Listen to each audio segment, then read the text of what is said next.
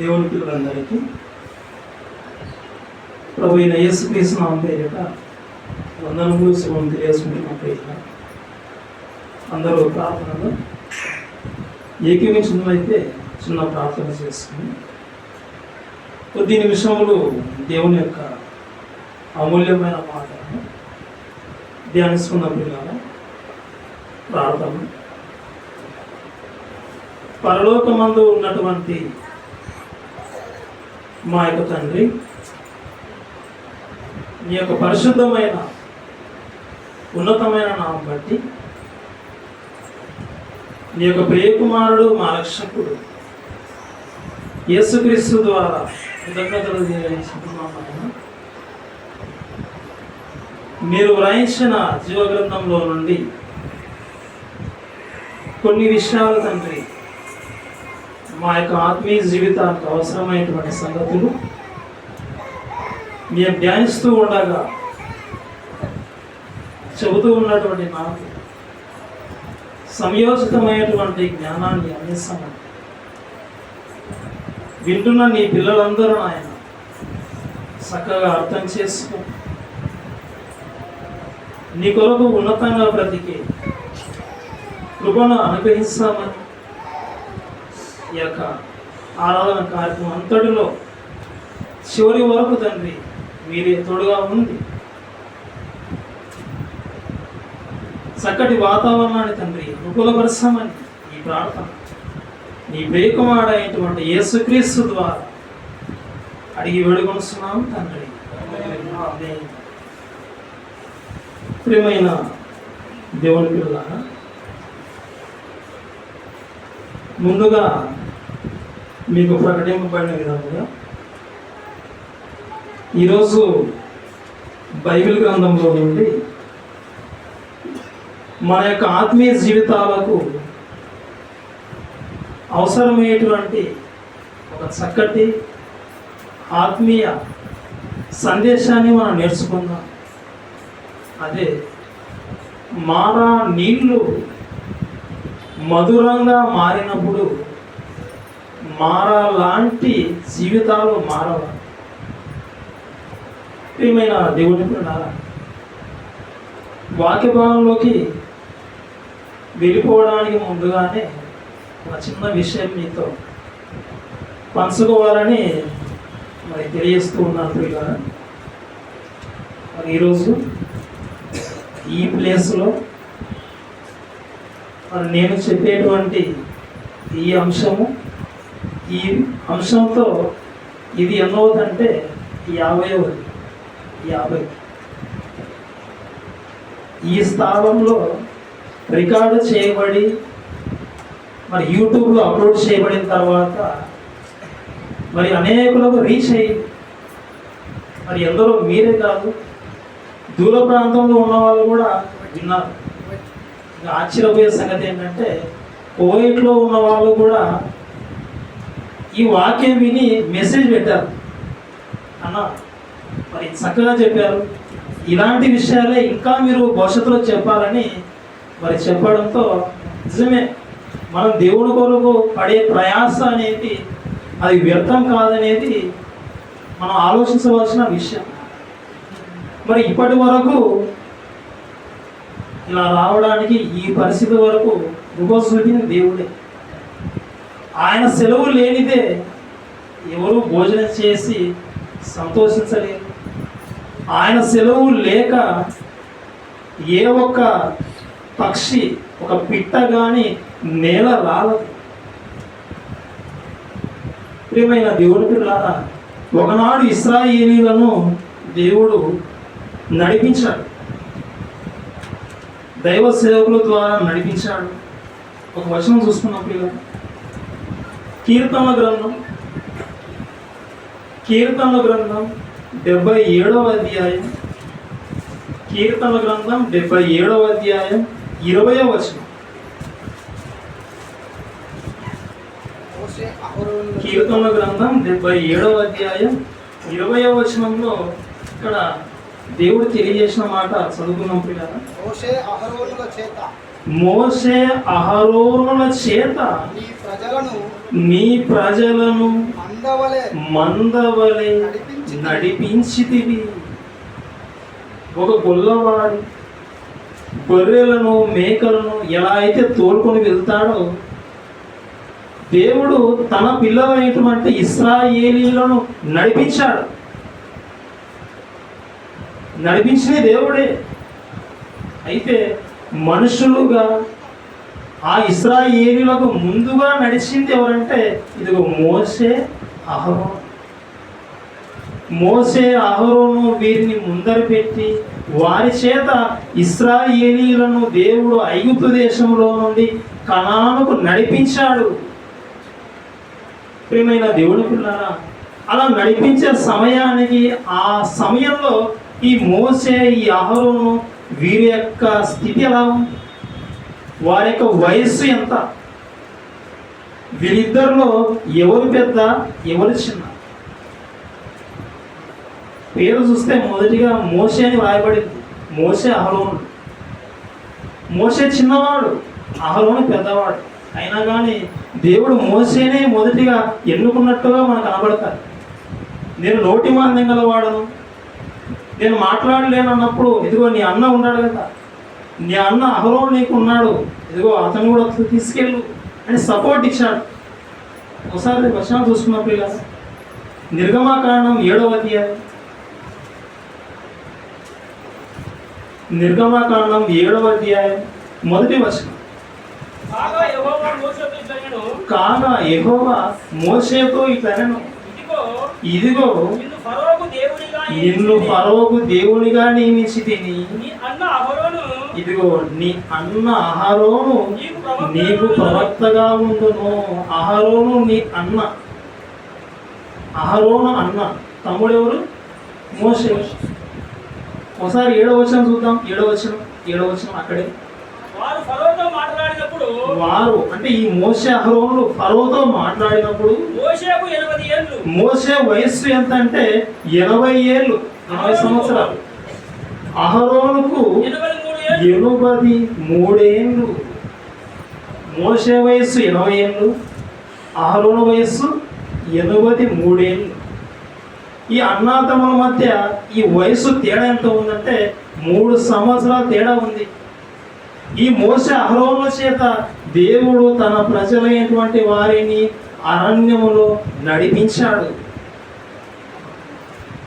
ఇలా నడిపించాడు. అయితే వాళ్ళను ఐగుప్తులో నుండి కనానుకు నడిపించేటప్పుడు వాళ్ళు ఎన్నో చోట్ల వాళ్ళు ఆగారు.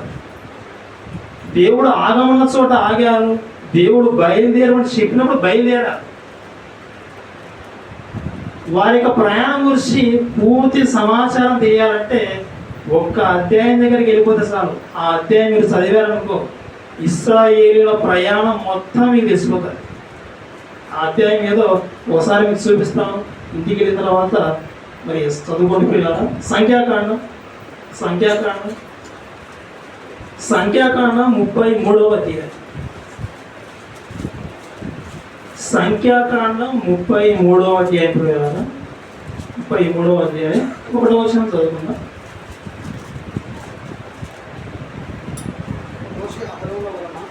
మోషే, అహరోనుల వలన తమ తమ సేనల చొప్పున ఐగుప్తు దేశములో నుండి బయలుదేరి వచ్చిన ఇశ్రాయేలీయులు చేసిన ప్రయాణములు ఇవి. వారి యొక్క ప్రయాణంలో వాళ్ళు ఏ స్థలాల్లో వాళ్ళు ఆగారో, ఎక్కడి నుండి వాళ్ళు బయలుదేరారో పూర్తి సమాచారం ఈ అధ్యాయంలో వ్రాయబడి ఉంది.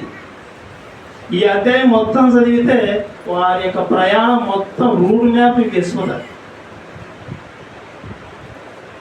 అయితే స్టార్టింగ్ ప్లేస్ ఏది, వాళ్ళు ఎక్కడ మొదలు పెట్టారు, చివరిగా ఎక్కడికి వెళ్ళారు, ఆ 2 వచనాలు చూపిస్తాను.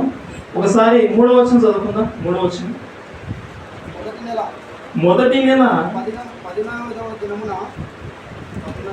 15వ దినమున వారు రామశేసులో నుండి ప్రయాణమయ్యారు. ఐగుప్తులో రామశేసు నుండి వారి ప్రయాణం కొనసాగింది. అలా వాళ్ళు ప్రయాణం చేసి ఎన్నో ప్రాంతాలు ఆ అధ్యాయంలో ఒకసారి మీరు కళ్ళతో చూస్తానే ఎన్నో ప్లేసులు ఎన్నో స్థలాలు కనబడతాయి. అక్కడ రామశేషుతో స్టార్ట్ అయితే ఎక్కడికి వెళ్ళిపోయారంటే యోర్దానుకు ముందర ఉన్నటువంటి మోయాబు మైదానం వద్దకు వెళ్ళారు.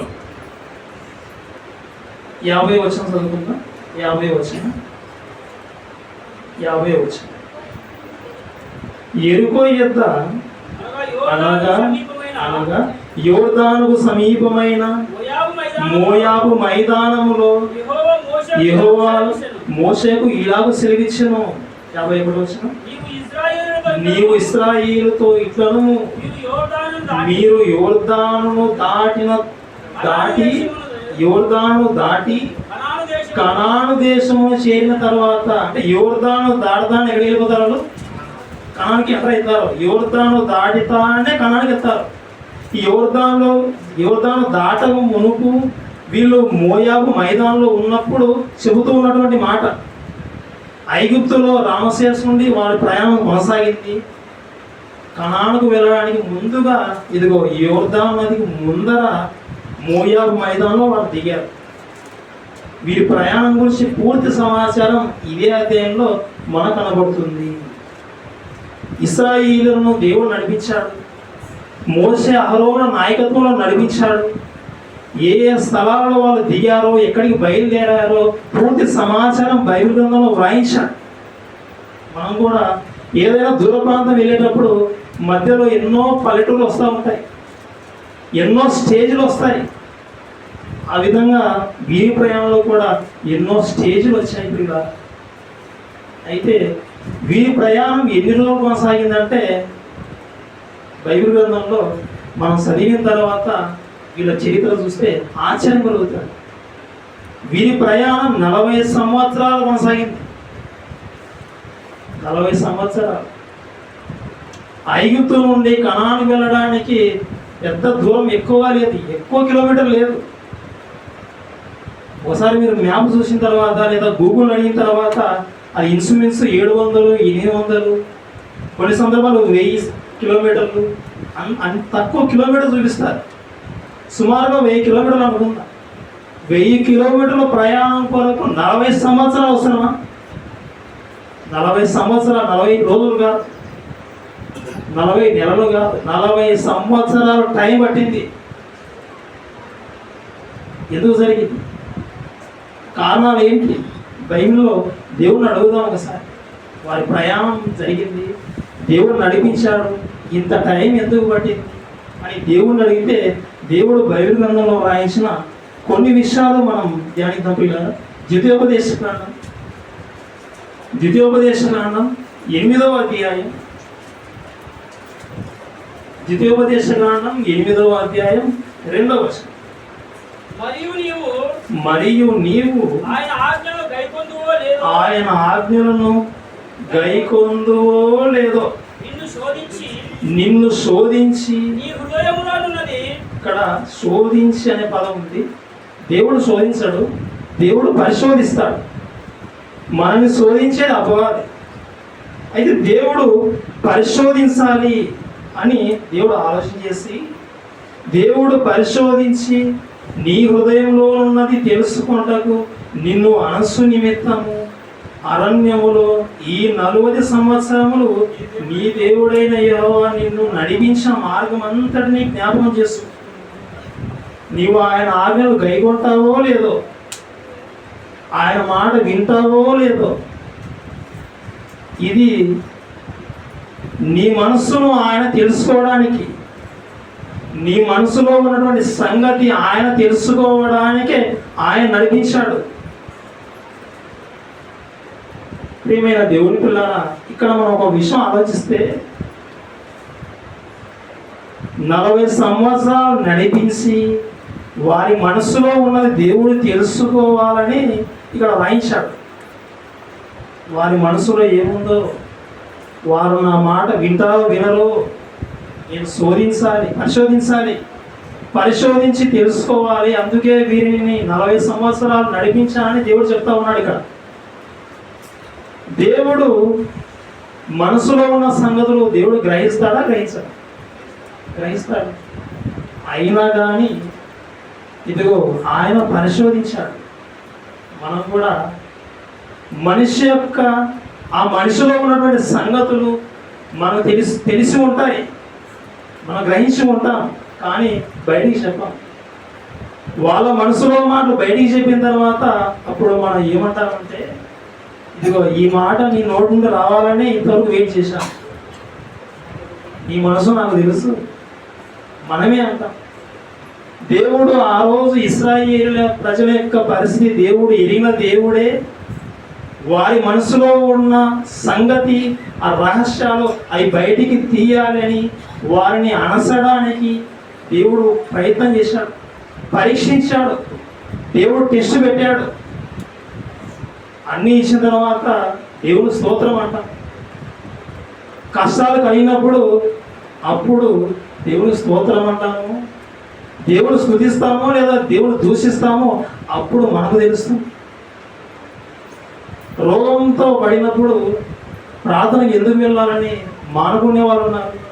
రోగం వచ్చినా కానీ దేవుని సన్నిధికి నేను వెళ్ళాలని ఆలోచించి వెళ్ళేవాళ్ళు ఉన్నారు. డబ్బులు ఉన్నప్పుడు అన్నీ కుదురుగా అన్నీ సమకూర్చబడినప్పుడు సకాలం వెళ్తాం. ఆర్థికపరమైన ఇబ్బందులు ఎదుర్కొన్నప్పుడు కూడా నువ్వు దేవుని చెంతకు వెళ్ళాలి. ఆ రోజు వాళ్ళ పరీక్షలు, ఈరోజు క్రైస్తవ జీవితంలో మనకు పరీక్షలు ఉన్నాయి. వారిని పరీక్షించడానికి, వారిని టెస్ట్ చేయడానికి ఇదిగో 40 సంవత్సరాలు నేను నడిపించాలని దేవుడు ఇక్కడ తెలియజేస్తూ ఉన్నాడు. ఇంకొక కారణం ఏమైనా ఉందా? మనం బైబిల్లోకి వెళ్ళిపోతే చూద్దాం ప్రియులారా. ద్వితీయోపదేశకాండం, ఇదే ద్వితీయోపదేశకాండం 29వ అధ్యాయం, ద్వితీయోపదేశకాండం 29వ అధ్యాయం 5వ వచనం. నేను నీ దేవుడైన యెహోవానని మీరు తెలుసుకొనున్నట్లు 40 సంవత్సరములు నేను మిమ్మును అరణ్యములో నడిపించితిని. ఇక్కడ దేవుడు చెబుతూ ఉన్నటువంటి విషయం ఇంకొక కోణంలో ఏం చెప్తున్నాడంటే, నేను మీ దేవుడైన యెహోవానని మీరు తెలుసుకున్నట్లు, నేను మీ దేవుణ్ణి ఐగుప్తులో నుండి మేము బయటికి తీసుకొని వచ్చాను. ఇదిగో నా మనసు మీకు తెలియాలి, నా మనసు మీకు తెలియాలని తెలియడం కోసమే ఈ 40 సంవత్సరములు నేను అరణ్యములో మిమ్మల్ని నడిపించాను. ఈ 40 సంవత్సరాల అరణ్య ప్రయాణంలో దేవుని మనస్సు వీలు తెలుసుకోవాలి, వాళ్ళ మనసులో ఉన్నది బయటికి సమాచారం బయటికి తీయాలి, వాళ్ళను పరిశీలించాలి అని దేవుడు ఆలోచన. ఆ విధంగా నడిపించాడని అలా చెప్పారు. అంటే తండ్రిగా దేవుడు తన పిల్లల మనసు తెలుసుకోవాలి, తన పిల్లలు తమ తండ్రి అయిన దేవుడి మనసు తెలుసుకోవాలి. ఇంకా ఏమైనా కారణాలు ఉన్నాయా? ఇంకా ఏమైనా కారణాలు ఉన్నాయా? ఆలోచిద్దాం ఒకసారి. సంఖ్యాకాండం 13వ అధ్యాయం.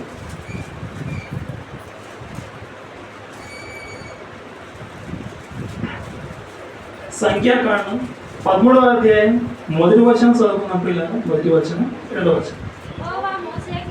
యెహోవా మోషేకు ఇలాగ సెలవిచ్చెను, నేను ఇశ్రాయేలీయులకు ఇచ్చుచున్న కనాను దేశమును సంచరించి చూచుటకు నీవు మనుషులను పంపుము. వారి పితరుల గోత్రములను ఒక్కొక్క దాని నుండి ఒక్కొక్క మనుష్యుని మీరు పంపవలెను. వారిలో ప్రతివాడు ప్రధానుడై ఉండవలెను.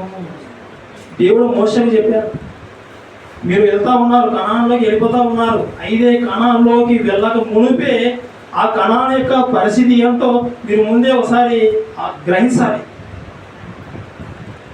అక్కడ ఉన్నటువంటి వాతావరణం ఏంటో మీరు ముందే తెలుసుకోవాలి. ఇదిగో దాని విషయమై ఇదిగో ఇశ్రాయేలు బయలుదేరొచ్చారు కదా, 12 గోత్రాల వారు ఉన్నారు కదా, గోత్రానికి ఒక ప్రధానుని మీరు ఏర్పరచుకోవాలి. 12 మందిని ఇదిగో అక్కడికి మీరు పంపించాలి. పంపించిన తర్వాత ఆ ప్రదేశంలోకి వారు ఎంటర్ అయిన తర్వాత దాని గూర్చిన సమాచారం తెలుసుకోవాలి. అక్కడ వెళ్ళిన తర్వాత ఏం తెలుసుకోవాలో మోషే వాళ్ళకి ఏం చెప్తున్నాడో ఒకసారి చూద్దాం. 17వ వచనం. మోషే కనాను దేశమును సంచరించి చూచుటకు వారిని పంపినప్పుడు వారితో ఇట్లనను, మీరు ధైర్యం తెచ్చుకొని దాని దక్షిణ దిక్కున ప్రవేశించి ఆ కొండ ఎక్కి ఆ దేశము ఎట్టిదో దానిలో నివసించు జనము బలము గలదో బలము లేనిదో కొంచెమైనదో విస్తారమైనదో వారు నివసించే భూమి ఎట్టిదో అది మంచిదో చెడ్డదో వారు నివసించు పట్టణము ఎట్టివో వారు గుడారములో నివసించుదురు కోటలో నివసించుదురు ఆ భూమి సారమైనదో నిస్సారమైనదో దానిలో చెట్లు ఉన్నవో లేవో కనిపెట్టవలెను. మరియు ఆ దేశపు పండ్లలో కొన్ని తీసుకొని రండి చెప్పాను. అది ద్రాక్షల ప్రథమ పక్వ కాలం. మీరు ఎలా ఇదిగో ప్రతి గోత్రం నుండి ఒక్కొక్క ప్రధానాన్ని పిలిపించమన్నాడు దేవుడు. ఒక్కొక్క గోత్రం నుండి ఒక్కొక్క వ్యక్తిని ఒక్కొక్క ప్రధానాన్ని పిలిపించిన తర్వాత 12 గోత్రాల నుండి 12 మంది బయటకు వచ్చారు. ఈ 12 మంది ప్రధానులను పంపుతూ ఉన్నాడు. కనానులోకి ప్రజలందరూ వెళ్ళకమునిపే, భక్తులందరూ వెళ్ళకమునిపే ముందే మన భాషలో పాస్టర్లు వెళ్ళారు. వీళ్ళు వెళ్ళారు, 12 మంది వెళ్ళారు. ఈ 12 మంది వెళ్ళిన తర్వాత వాళ్ళకు వెళ్ళేటప్పుడు చెప్పాడు, ఇదిగో మీరు వెళ్ళిన తర్వాత ఆ దేశం గురించి తెలుసుకోవాలి. ఆ దేశంలో ఉన్న మనుషులు ఎలాంటి వాళ్ళు, ఆ దేశంలో సంపద ఎలా ఉంది, పంట భూములు ఎలా ఉన్నాయి, వాళ్ళు నివసించే ఇల్లు ఎలా ఉన్నాయి, ఈ సమాచారం అంతా మీరు కనుక్కొని రావాలి. వచ్చేటప్పుడు కూడా కొన్ని పండ్లు కూడా ఫ్రూట్స్ కూడా తీసుకొని రామని చెప్పాడు. మొత్తానికి 12 మంది వెళ్ళారు. అలా 12 మంది వెళ్ళిపోయి వేగుల వారిగా వెళ్ళిపోయి ఆ దేశంలో తిరిగి సమాచారం తీసుకొని వచ్చారు. అయితే వాళ్ళు వెళ్ళిన తర్వాత ఎన్ని రోజులు తిరిగారు అక్కడ అంటే 40 దినాలు తిరిగారు. 40 దినములు. 25వ వచనం. వారు 40 దినములు ఆ దేశమును సంచరించి చూచి తిరిగి వచ్చేది. ఎన్ని రోజులు తిరిగారు వాళ్ళు అక్కడ? 40 రోజులు తిరిగి సంచరించి చూసి వచ్చారు. ఈ 12 మంది వెళ్ళిపోయి 40 రోజులు తిరిగి వచ్చిన తర్వాత ఆ దేశంలో ఉన్నటువంటి పరిస్థితులు గమనించారు. అక్కడ ఉన్న మనుషులు డేరుటే గలవాళ్ళు, ఎక్కువ శరీరం గలవాళ్ళు, ఉన్నత దేహులు. వాళ్ళతో మనం వెళ్ళి తలపడిన తర్వాత ఆ దేశం మనం చేజిక్కించుకోలేం. భయపడ్డారు. వచ్చిన తర్వాత జనులకు చెప్పేసరికి ఈ జనులు భయపడి ఎలుగెత్తి ఏడ్చారు. తర్వాత అధ్యాయం చూద్దాం ఒకసారి. 14వ అధ్యాయం మొదటి వచనం. అప్పుడు ఆ సర్వ సమాజం ఎలుగెత్తి కేకలు వేసను. ప్రజలు ఆ రాత్రి ఎలుగెత్తి ఏడ్చిరి. ఇలా ఏడ్చిన తర్వాత ఏం చేశారు? 2వ వచనం. మరియు ఇశ్రాయేలులందరూ మోసే అరవులపై సనియారు. ఆ సర్వ సమాజం ఇంకా ఏం మాట్లాడిందో ఒకసారి చూడండి. 3వ వచనం. అయ్యో ఐగుప్తులో అక్కడ ఎందుకు చచ్చిపోలేదు మేము? ఇక్కడికి వచ్చి ఇక్కడ ఎందుకు చావలేదు? మేము కత్తివాత పడినట్లు యెహోవా మమ్మును ఈ దేశంలోనికి ఎలా తీసుకొని వచ్చాను? మా భార్యలు, పిల్లలు, కొల్లపోతులు తిరిగి ఐగుప్తుకు వెళ్ళుట మేలు కాదా అని వారితో అనేది. అక్కడ ఎందుకు చావలేదు? ఐగుప్తులో బయలుదేరి అరణ్య ప్రయాణం చేస్తా ఉన్నాం, ఇక్కడ ఎందుకు చావలేదు? ఆ దేశానికి ప్రవేశించి అక్కడికి వెళ్ళిన తర్వాత వాళ్ళతో కత్తిపోటు పొడిపించుకొని అక్కడ మేము చచ్చిపోవాలా? వాళ్ళ చేతిలో చావడానికి మేము అక్కడ నుండి బయలుదేరి వచ్చాము. ఇక్కడ నుండి తిరిగి వెనక్కి వెళ్ళిపోవడం బెటర్, ఇదే మంచిదని వాళ్ళు చెప్పుకుంటా ఉన్నారు. ఇది దేవుడు విన్నాడు. దేవుడు విన్నాడు ఇది. ఏమైనా దేవుని పిల్లారా, వెళ్ళిన 12 మందిలో తిరిగి వచ్చిన వారిలో 10 మంది చెడ్డ సమాచారం చెప్పారు, కానీ 2 మాత్రమే మంచి సమాచారం చెప్పారు. లేదు లేదు, మనం ఆ దేశాన్ని స్వాధీనపరచుకుంటాం, దేవుడు చెప్పినట్టుగా జరుగుతుందని 2 మాత్రం ప్రజలను సపోర్ట్ చేస్తూ ఉంటే 10 మంది మాత్రం నిరుత్సాహపరుస్తూ ఉన్నారు. అలాంటి సందర్భంలో దేవుడు కొన్ని నిర్ణయాలు తీసుకొని ఆయన మనసులో కొన్ని మాటలు చెప్పాడు.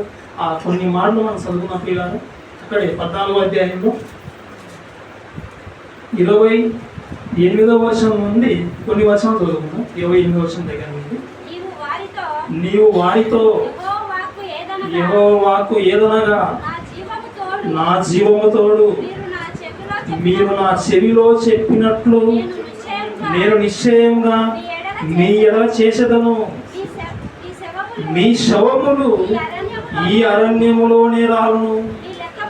మీ లెక్క మొత్తం చొప్పున మీలో లెక్కింపబడిన వారందరూ అనగా 20 ఏళ్ళు మొదలుకొని పై ప్రాయం కలిగి నాకు విరోధముగా సలిగిన వారందరూ రాలిపోవుదురు.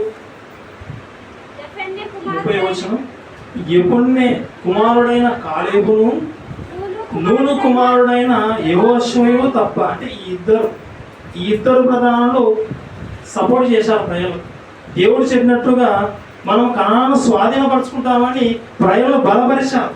వీరిద్దరూ తప్ప సనిగిన వారు, చెడ్డ సమాచారం తెచ్చిన వారు రాలిపోతారు, చచ్చిపోతారని దేవుడు నిర్ణయం తీసుకున్నాడు. ఒకసారి 31వ వచనం చదువుకుందాం. 31వ వచనం, అయితే వారు కొల్లపోవుదరని మీరు చెప్పిన మీ పిల్లలను నేను ఆ దేశం లోపలికి రప్పించదను. మీరు తృణీకరించిన దేశంలో వారు స్వతంత్రించుకొనెదరు. అయితే మీ శవములు ఈ అరణ్యములో రాలును. 33వ వచనం, మీ శవములు ఈ అరణ్యములో క్షేమము వరకు మీ పిల్లలు ఈ అరణ్యములో 40 ఏళ్ళు తిరుగులాడుచు మీ వ్యభిచార శిక్షను భరించెదరు. ఎన్ని రోజులు తిరుగులాట? ఇక్కడ 40 ఏళ్ళు తిరుగులాట.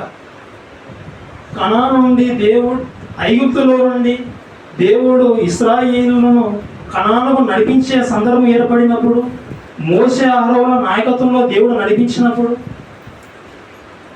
దూరం తక్కువే, త్వరగా వెళ్ళవలసిన వీళ్ళు వారి జీవితంలో వారి క్రియలను బట్టి ఎక్కువ సమయం పట్టింది.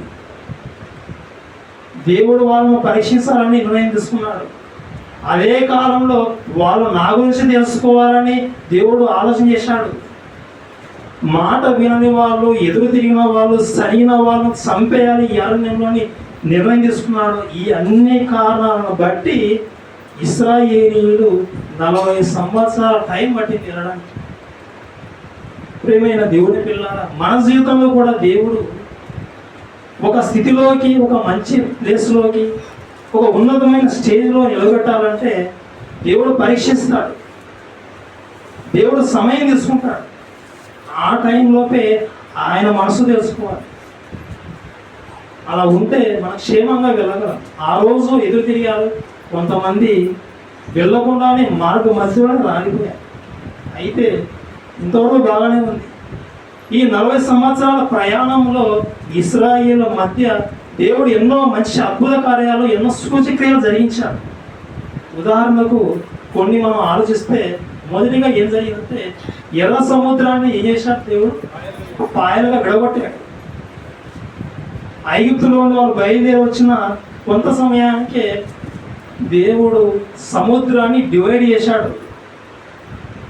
ఆ తర్వాత ఆహారం లేదన్నప్పుడు దేవుడు ఆకాశం నుండి మన్నా కురిపించాడు. నీళ్లు లేవన్నప్పుడు ఇదిగో బండను కొట్టు, నీళ్ళు వస్తాయన్నారు.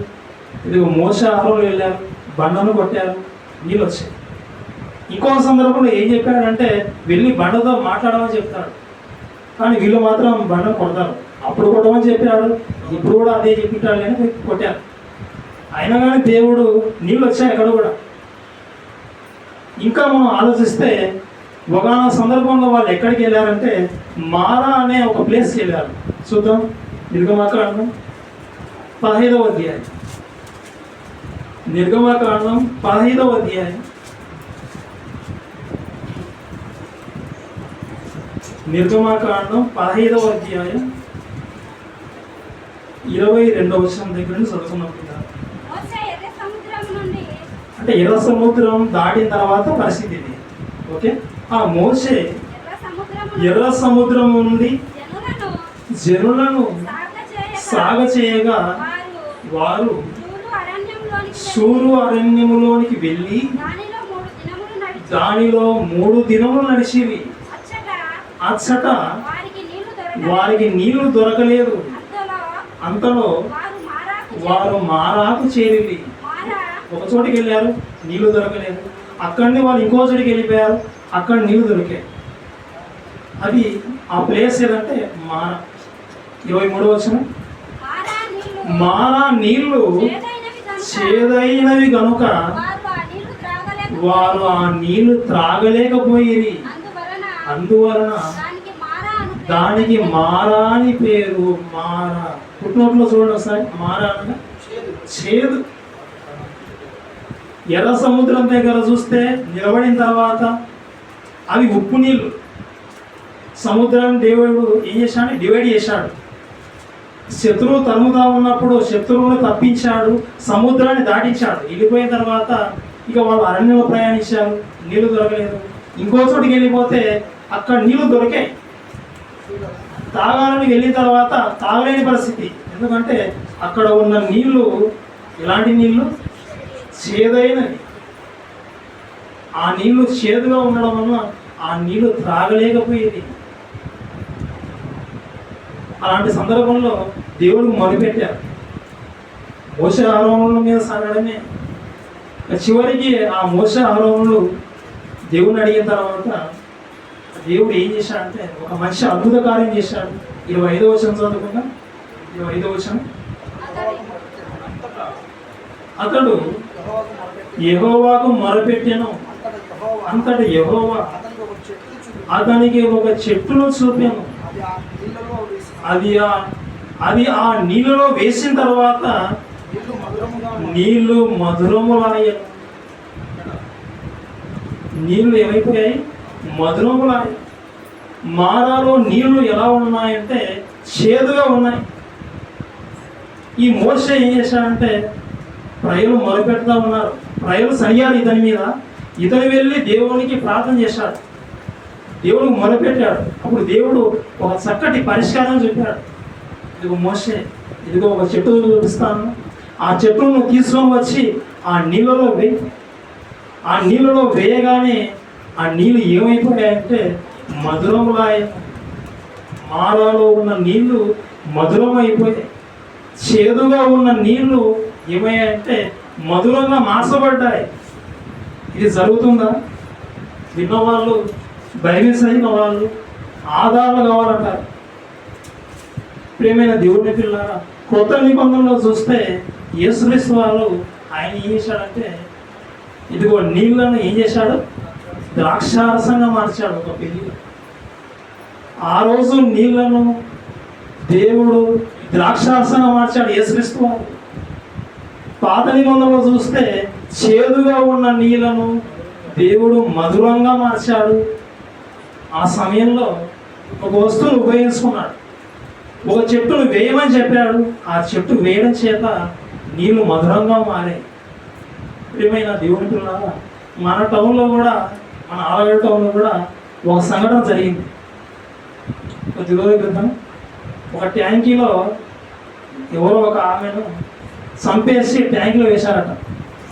ఆ ట్యాంకులో వేసిన తర్వాత ఆ శవం కుళ్ళిపోయిన తర్వాత ఆ ట్యాంకీ ద్వారా ఎన్ని ప్లేస్లకైతే, ఎన్ని స్థలాలకైతే, ఎన్ని వీధులకైతే నీళ్లు కనెక్షన్ ఇచ్చారో ఆ ప్రాంతాలన్నిటికీ నీళ్ళు వెళ్ళిపోయాయి. కొందరు నీళ్లు తీసుకున్న తర్వాత హాస్పిటల్ బారిన కూడా పడ్డారు. ఒక రోగం పేరు కూడా చెప్పారు, మీరు ఎవరికైనా గుర్తుంటే చెప్పండి. ఇదిమా కలరా. నీళ్ళలో శవం పడింది, తర్వాత ఆ నీళ్ళు తాగి రోగాల బారిన పడి ఇక తర్వాత ఏం చేశారంటే డిపార్ట్మెంట్ వాళ్ళు 3 రోజులు నీళ్లు వదలలేదు, నీళ్లు బంద్, ట్యాంకి కడిగారు.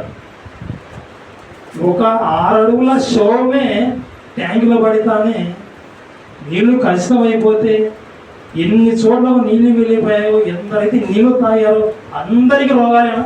అందరికీ రోగాలే. ఆ రోజు దేవుడు నీళ్ళలో చెట్టు ఏమని చెప్పాడు, చిన్న చెట్టు ఏమవుతుంది, ఆ రోజు ఎంతమంది ప్రజలు ఉన్నారు, జరిగే పనేనా? ఇలా ఆలోచించే వాళ్ళు ఉంటారు. దేవుడు చెప్పాడు చెట్టు వేయమన్నాడు, ఆ చెట్టు ఎంత పెద్ద చెట్టు. ఇక్కడైతే చచ్చిన ఒక శవం, ఒక ఆమె, ట్యాంకులో పడిన ఆమె, ఆ చెట్టులో ఒక కొమ్మత సమానం కాదా? చెట్టులో ఉన్న ఒక కొమ్మత సమానం కాదు. ఆ రోజు చెట్టు వేసిన తర్వాత ఆ నీళ్లు, చేదైన నీళ్లు మధురంగా మారే, చేదు పోయింది. ప్రియమైన దేవుని పిల్లలారా, మన గురించి మనం ఆలోచించుకుంటే ఒకప్పుడు పరిస్థితి, మన జీవితాలు కూడా చేదైన జీవితాలు. ఆ రోజు ఇశ్రాయేలీయులు నీళ్లు తాగలేకపోయారు, నీళ్లు తాగడానికి ఇష్టపడడం లేదు. దేవుడు మనల్ని కూడా, మన జీవితాలను కూడా ఒకప్పటి జీవితం మనం జ్ఞాపకం చేసుకుంటే మనం కూడా దేవునికి ఇష్టలం కాదు. దేవునికి కూడా మనం చేదుగా అనిపించిన వాళ్ళు. మన జీవితాలను కూడా దేవుడు ఏం చేశాడంటే మధురంగా మార్చాడు. ఆ రోజు నీళ్ళలో చెట్టు వేశారు. అక్కడ చెట్టు ఆహ్వానం, నీళ్ళలోకి ఆహ్వానించబడంతో చెట్టు వలన నీళ్ళు మధురంగా మారాయి. ఈరోజు మన జీవితాలు మధురంగా మారడానికి ఇదిగో మనలోకి, మన జీవితంలోకి వచ్చేటువంటిది ఏదంటే ఇదిగో యేసుక్రీస్తు వారే. ఆయన మన జీవితంలోకి రావడం చేత మన జీవితం మధురంగా మారింది. ఆయన వాక్కు మన హృదయంలోకి వెళ్ళిన తర్వాత మన హృదయం మార్చబడింది. ఒకప్పుడు మనల్ని అసహించుకునేవారు, ఇప్పుడైతే మనం చూసిన తర్వాత ఆశ్చర్యపోతూ ఉన్నారు. ఏంటి వీళ్ళేనా? ఒకప్పుడు ఎలా ఉన్నారు, ఇప్పుడేంటి ఇలా ఉన్నారు? ఇలా ఈ జీవితం మంచిగా మారింది. అసలు దీనికి కారణం ఎవరని ఆలోచిస్తే ఇది దాని వెనుక యేసుక్రీస్తు వారు. ఈ దేవుని మాటలు వినటువంటి వారు ప్రపంచంలో ఎందరో తమ జీవితాలను మార్చుకున్నారు. మారలాంటి జీవితాలు మధురంగా మార్చబడ్డాయి. మత్తు పదార్థాలు బానిస అయిపోయి మద్యం తాగి తమ జీవితాలను నాశనం చేసుకున్న వాళ్ళు, ఆస్తులు పోగొట్టుకున్న వాళ్ళు, మద్యానికి బానిస అయిన వాళ్ళు, ఇక తమ జీవితంలో చచ్చిపోవాలని ఆలోచన వచ్చిన వాళ్ళు ఇక చివరిలో ఆలోచించి ఈ జీవితంలో ఏముంది, అసలు ఈ జీవితం ఇంతేనని ఆలోచించినప్పుడు ఎవరో దైవసేవకుల ద్వారా ఏదో ఒక విధంగా దేవుని మాటలు వారి చెంతకి వెళ్ళిన తర్వాత వారి మనస్సు మార్చుకొని దేవుని కొరకు గొప్పగా బ్రతికిన వాళ్ళు ఉన్నారు. ఒకప్పుడు మద్యానికి బానిస, తర్వాత క్రీస్తుకు బానిస, యేసుక్రీస్తుకు బానిసగా, యేసుక్రీస్తు యొక్క నమ్మకమైన దాసునిగా ఆయన చెవిదే చేసే విధంగా మారిన వాళ్ళు కూడా ప్రపంచంలో ఎందరో ఉన్నారు. ప్రియమైన దేవుని పిల్లలు, ఒకప్పుడు వ్యభిచారం ఈ సుఖమే ఈ జీవిత పరమార్థమని, ఇక అనుభవించడమే ఈ జీవితంలో అంతకన్నా సుఖము లేదని వ్యర్థంగా గడిపి తమ కాలాన్ని పోగొట్టుకొని సుఖ రోగాలు తెచ్చుకొని ఇక ఎయిడ్స్ అనే భయంకరమైన రోగంతో మంచం మీద పడి ఇక చివరికి నన్ను కాపాడే దిక్కు ఎవరు అని ఆలోచించినప్పుడు దేవుడు కాపాడినప్పుడు వారి జీవితంలో యేసుక్రీస్తు ఎంటర్ అయిన తర్వాత వారి జీవితం గొప్పగా బ్రతికాయి. అలాంటి వారు ఎందరో ఉన్నారు. ఒకప్పుడు వ్యభిచారం, తర్వాత యేసుక్రీస్తు కోసం సువార్త ప్రచారం. ప్రియమైన దేవుని పిల్లలారా, ఎందరో మోసం చేసిన వాళ్ళు, అన్యాయంగా జీవితాన్ని గడిపిన వాళ్ళు, చివరిలో దేవుని తెలుసుకొని తమ జీవితాలను మార్చుకున్న వాళ్ళు ఎందరో ఉన్నారు ప్రపంచం. ఒకప్పుడు మోసగాడే, కానీ దేవుని కొరకు తర్వాత తమ నిర్ణయం మార్చుకున్నారు. తమ చేదైన జీవితాలు మార్చుకున్నారు. తర్వాత మధురంగా తమ జీవితాలు మారాయి. ఒకప్పుడు మోసం, ఇప్పుడు దేవుని కోసం సాహసం. అలా మారిపోయిన వాళ్ళు ఉన్నారు. బైబిల్ గ్రంథంలో చూస్తే కొన్ని సందర్భాలు, వచనాలు చూపించాను కానీ కొన్ని సందర్భాలు జ్ఞాపకం చేస్తాను. వ్యభిచారమందు పట్టబడిన స్త్రీ, ఆమె జీవితం గురించి తెలుసు అందరికి. వ్యభిచారమందు పట్టబడిన స్త్రీ, ఆమె పట్టుకొని వచ్చి యేసుని దగ్గర పెట్టి, ఇదిగో ఈమె ఇలాంటి కార్యం చేసింది, ఈమెను చంపేశాడన్నప్పుడు చేదైన ఆమె జీవితాన్ని మంచి జీవితంగా మధురంగా మార్చాడు. ఆమె పాపాలను క్షమించాడు. ఒక పాపాత్మురాలైన స్త్రీ యేసుక్రీస్తు దగ్గరకు వచ్చి తన యొక్క కన్నీళ్లతో ఆయన పాదమును తుడిచి, కన్నీళ్లను కార్చి, తన తల వెంట్రుకతో తుడిచి, అత్తరు పాదములను పూసి మరి గొప్పగా మరి యేసుక్రీస్తు గురించి ఆలోచించిన ఆమె జీవితాన్ని, అమ్మ ఇదిగో నీ పాపములు క్షమించబడి ఉన్నవి, ఆమె జీవితాన్ని మార్చాడు. ఒక పొట్టి జక్కయ్య యేసు ఎవరో చూడాలని చెట్టెక్కాడు. తర్వాత యేసు ఆయన దగ్గరికి వచ్చాడు. ఆయన తన ఇంటికి వెళ్ళిన తర్వాత జక్కయ్య మనసు మారింది. ఎవరి యొద్ద అయితే అన్యాయంగా అక్రమంగా సంపాదించాడో, దొంగ లెక్కలు వేసి సంపాదించాడో, అదంతా నేను తిరిగి ఇచ్చేస్తాను, ఇదిగో నా జీవితం ఇలా ఉండకూడదని ఆలోచించాడు. లాంటి జీవితాలు మధురంగా మార్చబడ్డాయి. కారణం దేవుని మాట వలన. ఒకరోజు దేవుడు నీళ్లు మధురంగా మార్చాడు. ఈరోజు దేవుని మాట ప్రతి ఆదివారం, ప్రతి బుధవారం తరగతిలో నువ్వు లైవ్ వింటూ ఉంటే, ప్రతిరోజు సెల్లో వాక్యం చూస్తూ ఉంటే, ప్రతిరోజు నువ్వు వాక్యం వింటూ ఉన్నావు. ప్రతిరోజు మరి నిన్ను వెలిగించిన వాక్యం నీ ఉదయం మీదకి వచ్చినప్పుడు నువ్వు ఎంత మధురంగా నీ జీవితం ఉంది. ఆ రోజు చేదు నీళ్ళు వాళ్ళు ఇష్టపడలేదు. చెట్టు వేసిన తర్వాత మధురంగా మార్చబడిన తర్వాత అప్పుడు నీళ్లు తాగారు. ఈరోజు దేవుడు నీ జీవితం మధురంగా ఉంటేనే దేవుడు నిన్ను ఇష్టపడతాడు, నిన్ను స్వీకరిస్తాడు. ఒక మాట చదువుకుందాం చివరిగా. కీర్తనల గ్రంథం 16వ అధ్యాయం. కీర్తనల గ్రంథం 16వ అధ్యాయం 3వ వచనం. నేను ఇలాగందును, భూమి మీద ఉన్న భక్తులే శ్రేష్ఠులు, వారు నాకు కేవలం ఇష్టలు. ఒక దైవజనుడు పరిశుద్ధాత్మ ప్రేరణ ద్వారా రాస్తున్నమాట. నేనేమంటానంటే అని చెప్తా ఉన్నాడు అక్కడ. నేనేమంటానంటే నేను ఇలాగందును, భూమి మీద ఉన్న భక్తులే శ్రేష్ఠులు. భూమి మీద దేవుని మాట ప్రకారంగా బ్రతికే భక్తులు శ్రేష్టమైన వాళ్ళు. వీళ్ళే ఏమంటున్నాడు? వీళ్ళే నాకు కేవలం ఇష్టలు. భూమి మీద ఉన్న భక్తులే ఇష్టలట. భూమి మీద ఉన్నటువంటి భక్తులు కానీ భక్తిహీనుడు ఇష్టం లేదట. ఒక మనిషిగా ఆయనే చెప్తా ఉన్నాడు. ఇక పరలోకంలో ఉన్న దేవుడు ఆయనకి ఇష్టడుగా ఉండాలంటే ఎలా ఉండాలి? భక్తిగా జీవించాలి. భక్తులే శ్రేష్ఠులు. ఆ భక్తుల్నే దేవుడు కూడా ఇష్టపడతాడు. అందుకే యేసుక్రీస్తు వారు చివరిగా వెళ్ళేటప్పుడు ఏమన్నాడంటే, ఇదిగో నేను వెళ్ళిన తర్వాత వెళ్తున్నాను, మీ కొరకు స్థలం సిద్ధపరచ వెళ్తున్నాను, నేను తిరిగి వస్తాను, నేను ఉండే చోట మీరు కూడా నివసించున్నట్లు నేను వచ్చి మిమ్మల్ని తీసుకెళ్తానన్నాడు. ఆయన వచ్చి తీసుకెళ్ళాలంటే మనం ఎలా ఉండాలి? ఆయన దృష్టికి మన జీవితం ఎలా ఉండాలి? ఇష్టకరమైనదిగా ఉండాలి. అయిష్టకరమైన జీవితంగా బ్రతికి చనిపోతే, దేవునికి అయిష్టలుగా ఉంటే దేవుడు తన ఉన్నటువంటి పరలోకానికి మనం ఆహ్వానం ఉండదు. మనుషులుగా మనమే భక్తులను స్వీకరిస్తాం, దుష్టులకు దూరంగా ఉంటాం మనమే. అలాంటిది పరలోకంలో ఉన్న దేవుడు కూడా మనం భక్తులుగా ఉంటేనే పరలోకానికి ఆయన ఆహ్వానించుకుంటారు.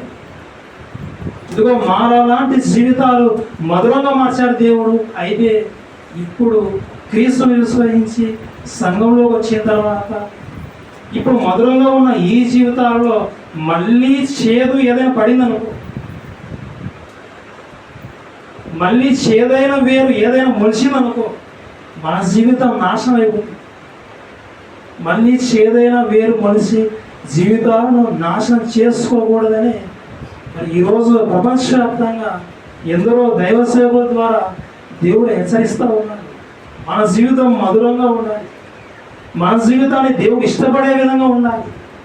మనుషులు ఇష్టపడినా ఇష్టపడకపోయినా పరలోకంలో ఉన్న దేవుడు ఇష్టపడే విధంగా ఉంటే ఇదిగో పరలోకానికి ఆయన ఆహ్వానించుకుంటాడు. ఆ రోజు చేదైన నీళ్ళు మధురంగా మార్చబడిన తర్వాత ఆ నీళ్ళు తాగారు వాళ్ళు. ఈరోజు మనల్ని ఆహ్వానించుకోవాలంటే ఇదిగో మనలో చేదు తీసేసుకోవాలి, వాక్యాన్ని మన హృదయంలో నింపుకోవాలి. వాక్యమే తీపి, బైబిల్ గ్రంథంలో ఉంది. జుంటిదే దారుల కంటే మరి ఈ వాక్యం అనేది మరి స్వీట్గా ఉందని భక్తుడు చెప్తాడు. అలాంటి స్వీటు మన జీవితంలోకి వస్తే మన జీవితం కూడా దేవుని దృష్టికి ఎలా ఉండాలి? మధురంగా ఉండాలి. అలా ఉండాలని, అలా ఉండడానికి ఎల్లప్పుడూ మనల్ని వాక్యం చేత కాపాడుకుంటూ మరి దేవునికి ఇష్టంగా మనం జీవించాలని మాటలు జ్ఞాపకం చేస్తున్న పిల్లలు మరి ముగించుకుందాం. ఈ కార్యక్రమాన్ని మనం నడిపించుకుందాం. అందరూ ప్రార్థనలో ఏకవిశ్వాసిగా ప్రేమతో కోరుకుంటున్నాం. పరలోకమందు ఉన్నటువంటి మా యొక్క తండ్రి, నీ యొక్క పరిశుద్ధమైన ఉన్నతమైన నామం బట్టి నీ యొక్క పరిశుద్ధమైన నామం బట్టి మరొకసారి ప్రార్థిస్తూ ఉన్నాం. మరి ఇప్పటి వరకు ఆయన కొన్ని విషయాలు ఒకనాడు మీరు వాయించిన మాటలు తండ్రి ధ్యానించుకున్నాము. మారా నీళ్లు తండ్రి మధురంగా మార్చారు. మారా లాంటి జీవితాలు తండ్రి మధురంగా మార్చారు. నాయన ఇంతటి గొప్ప సంఘంలోకి వచ్చిన మేము చివరి వరకు నీ కొరకు ఇష్టలుగా జీవించి నిన్ను సంతోషపెట్టి మొన్న మహాలోకం చేరుకుని అవకాశం కల్పిస్తామని కూడి వచ్చినటువంటి ప్రతి ఒక్కరిని తండ్రి జ్ఞాపకం చేసుకోండి. మా యొక్క జీవితాలను ఎల్లప్పుడూ మధురంగా తండ్రి మీ యొక్క వాక్యం చేత మార్చుకొనగలటకు తండ్రి సహాయం దయచేయమని కోరుచున్నాను.